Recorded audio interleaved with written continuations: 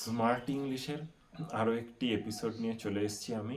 আজকে আমরা পড়ব ক্লাস 10-এর দ্য পাসিং অ্যাওয়ে অফ বাপুর সেকেন্ড ইউনিট। তাহলে চলো শুরু করি। বলছে Gandhiji's funeral was to take place the day after his death. গান্ধীজির শেষকৃত্য সম্পন্ন হচ্ছিল যেদিন গান্ধীজি মারা যান ঠিক তার পরদিন। আওয়ার্স ইন অ্যাডভান্স, বহু ঘন্টা আগেই people lined the route the funeral procession was to follow. যে রাস্তা দিয়ে গান্ধীজির শবযাত্রা যাবে সেই রাস্তাতে দুপাশে বহু মানুষ ভিড় করেছিল। পদ্মশ্রী, মিসেস নাইডুজ ডটার, পদ্মশ্রী যিনি মিসেস নাইডুর মেয়ে, স্পোক ফর আস অল, তিনি আমাদের সকলের উদ্দেশ্যে বলেছিলেন। শি সেড সিম্পলি, তিনি খুব সরলভাবে বলেছিলেন, উই উইল ওয়াক, আমরা হেঁটে যাব। It is the last time we shall be walking with বাপু, এটাই হলো শেষবারের মতন যে আমরা গান্ধীজির সাথে বা বাপুর সাথে হাঁটার সুযোগ পাবো, না হলে তার সাথে আর আমরা কোনো দিনই হাঁটতে পারবো না। আমরা জানি যে গান্ধীজি সব জায়গায় হেঁটেই যেতেন, তাই তো, এবং তার সাথে অগণিত ভারতবাসীরাও হাঁটতেন। তো তাই তিনি বলেছিলেন যে এই আমাদের শেষ সুযোগ যে আমরা গান্ধীজির সাথে হাঁটতে পারবো। It was an agonising walk. Agonizing কথার অর্থ হচ্ছে মর্মান্তিক, বা অ্যাগোনাইজিং কথার অর্থ হচ্ছে পীড়াদায়ক, মানে দুঃখ, ঠিক আছে। It was an agonising walk মানে এটা ছিল একটা মর্মান্তিক হাঁটা। Thousands silently watched the procession, হাজার হাজার মানুষ একদম নিঃশব্দে, কোনো আওয়াজ না করে সেই শোভাযাত্রাটা, সেই প্রসেশনটা, সেই শোকযাত্রাটাকে দেখছিলেন। বাপু lay on an open truck covered with flowers. বাপু শায়িত ছিলেন একটা খোলা ট্রাকে, একটা খোলা গাড়িতে, অ্যান্ড কভার্ড উইথ ফ্লাওয়ার্স, এবং ফুলের দ্বারা তাকে একদম মানে মুড়িয়ে দেওয়া হয়েছিল। মানে এত মানুষ শ্রদ্ধা জানিয়েছিলেন যে ফুলের মাধ্যমে তাকে একেবারে মুড়িয়ে দেওয়া হয়েছিল।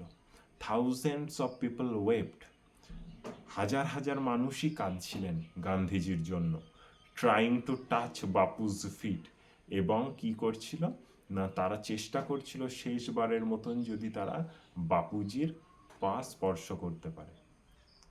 ইট was impossible to move in the thick crowd, সেই ভিড়ের মধ্যে, সেই হাজার হাজার মানুষের ভিড়ের মধ্যে হেঁটে এগিয়ে যাওয়াটা ছিল, মানে এগিয়ে যাওয়া ছিল অসম্ভব। এত মানুষের ভিড়, হাজার হাজার মানুষের ভিড়, তার মধ্যে এগোনোটা ছিল খুব অসম্ভব। As I moved forward slowly, যখন আমি ধীরে ধীরে এগোতে লাগলাম, আই আন্ডারস্টুড, আমি বুঝতে পেরেছিলাম, I was not merely in the midst of grieving people, আমি শুধুমাত্র শোকাহত মানুষের মধ্যেই আমি শুধু নেই। This was even more than the funeral procession of India's beloved leader, এটা শুধুমাত্র একটা শবযাত্রার প্রসেশনই নয়, শবযাত্রাই নয়, এটা হলো ভারতের সব থেকে পছন্দের বা সব থেকে প্রিয় লিডার, নেতার শবযাত্রার একটা, ভারতের সব থেকে প্রিয় নেতার শবযাত্রা। আই ওয়াজ অ্যামং পিপল, আমি ছিলাম সেই সমস্ত মানুষদের মধ্যে, for hmm walking with Bapu had a special meaning, আমি ছিলাম সেই সকল মানুষের মধ্যে যারা বাপুর সাথে হেঁটে কোনো কিছু করতে খুব পছন্দ করতেন, বা এই বাপুর সাথে হেঁটে যাওয়াটা একটা আমাদের কাছে একটা অন্য রকম অনুভূতি ছিল, তার একটা অন্য রকম মানে ছিল আমাদের কাছে। We had walked with Bapu over rough and smooth of India's recent history. তারা কবি বলছেন যে তারা বাপুর সাথে হেঁটেছিলেন ভারতের সুদিনে এবং দুর্দিনে। ভারতের সব সময় যখন কঠিন সময় কঠিন পরিস্থিতির সম্মুখীন হয়েছে তখনও তারা বাপুজির সাথে হেঁটেছিলেন, এবং ভারত যখন স্বাধীন হয়েছে তখনও তারা বাপুজির সাথে হেঁটেছিলেন।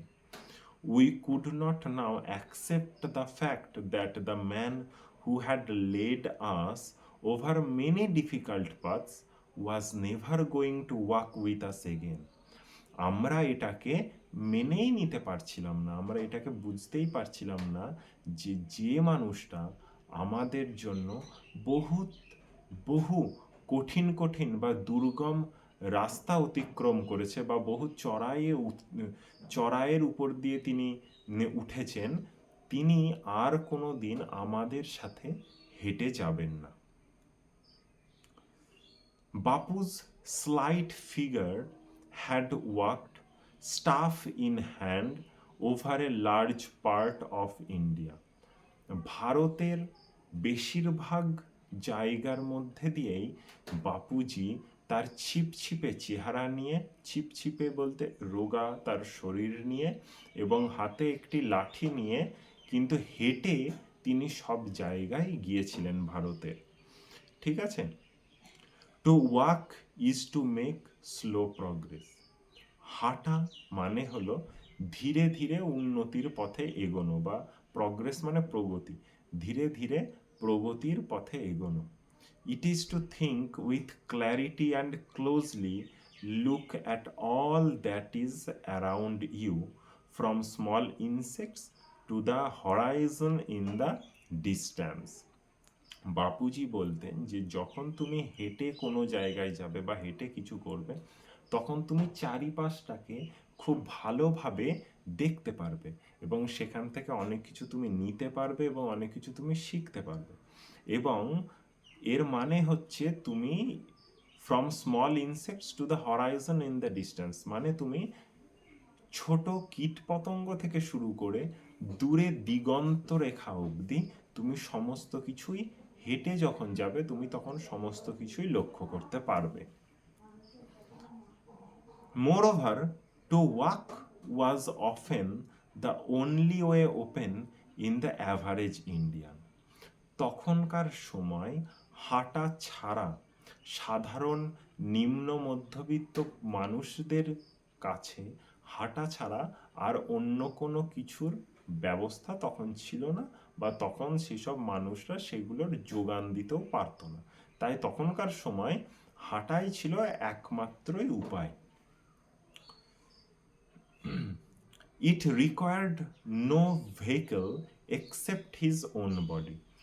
হাঁটতে গেলে কোনো যানবাহনের প্রয়োজন পড়ে না, শুধুমাত্র নিজের শরীরটা ছাড়া। And cost him nothing but his energy, এবং কোনো কিছু টাকাও দিতে হয় না বা কোনো কিছু খরচও করতে হয় না, এক্সেপ্ট হিজ এনার্জি, শুধুমাত্র তার শরীরের শক্তি ক্ষয় হয়। তাছাড়া না কোনো যানবাহনের প্রয়োজন হয়, না কিছু তোমার খরচ হয়। যা খরচ হয় শক্তি, দেহের শক্তি খরচ হয়, আর তোমার কি হয় না, আর শুধু শরীর লাগে হাঁটতে।